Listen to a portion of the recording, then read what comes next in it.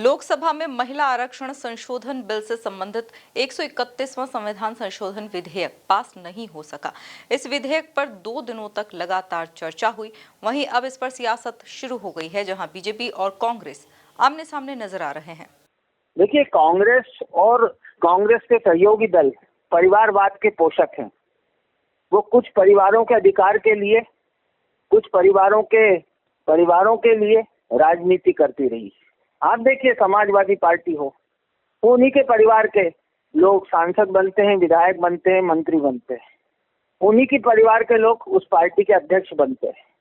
कांग्रेस को देखे तो आपको आश्चर्य होगा, जो लोग समाज के गरीब वर्ग का, पिछड़े वर्ग का या अन्य वर्गों की बात करने का ढोंग करते हैं, कांग्रेस के चरित्र से सिद्ध होता है कि कांग्रेस का जो राज परिवार है, जिसे तथाकथित गांधी परिवार कहा जाता है, उसके 3 सांसद हैं।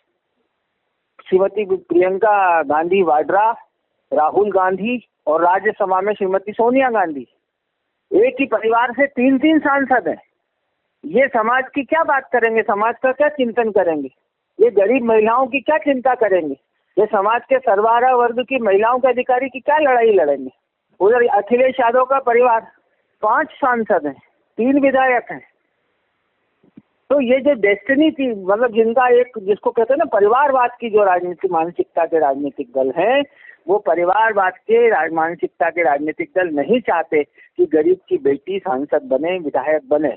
इसीलिए उन्होंने किसी भी लेन चैन प्रकार अपने परिवारों का कब्जा बने रहने के लिए महिला शक्ति अधिनियम का, वंदन अधिनियम का विरोध किया और विरोध में वोट डाला। लेकिन भारत की मातृशक्ति जाग गई है। वो वंदे मातरम का जयघोष करते हुए सड़कों पर निकली है। आप दृश्य देखिए, बंगाल से लेकर बिहार तक, बिहार से लेकर उड़ीसा तक, उड़ीसा लेकर जम्मू तक और जम्मू से लेकर कन्याकुमारी तक, चारों दिशाओं में पूर्वोत्तर राज्यों तक भारत की महिला शक्ति कांग्रेस के इस कृत्य के खिलाफ संगठित होकर खड़ी हो गई है। भारत माता की जय और वंदे मातरम का जयघोष करके विरोध प्रदर्शन कर रही है।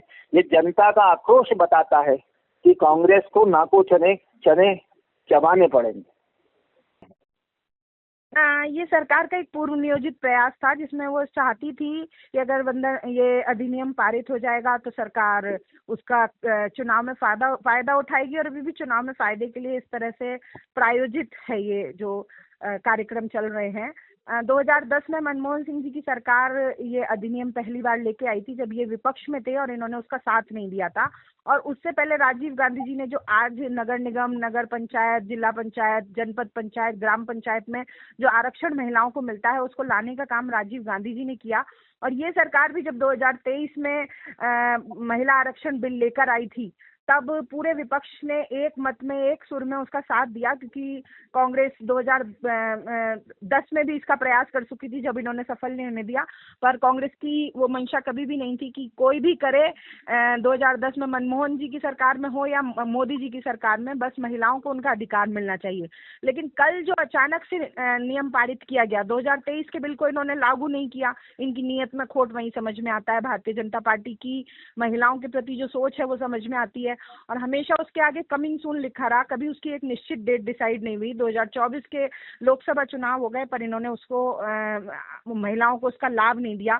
अब ये 2011 के जनगणना के आधार पर उस नियम को पारित करना चाहते थे और उसमें डिलिमिटेशंस के साथ इसको रखना चाहते थे, ताकि अपने चुनाव जीतने के एजेंडे के रूप में इस बिल को संविधान संशोधन करके अपने फायदे के लिए उपयोग कर सके।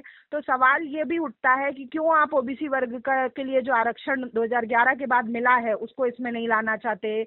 आप क्यों ओबीसी वर्ग की महिलाओं को उनके अधिकारों से दूर रखना चाहते हैं? आप क्यों दक्षिण के राज्यों को इसमें शामिल नहीं करना चाहते? सिर्फ उत्तर भारत जहां आप जीतते हो वहां के राज्यों को शामिल रखना चाहते हो? तो जब आपकी नीयत में खोट होगा, तो विपक्ष का काम है जनता के अधिकारों के लिए लड़ना और उनको उन चीजों को समझाना।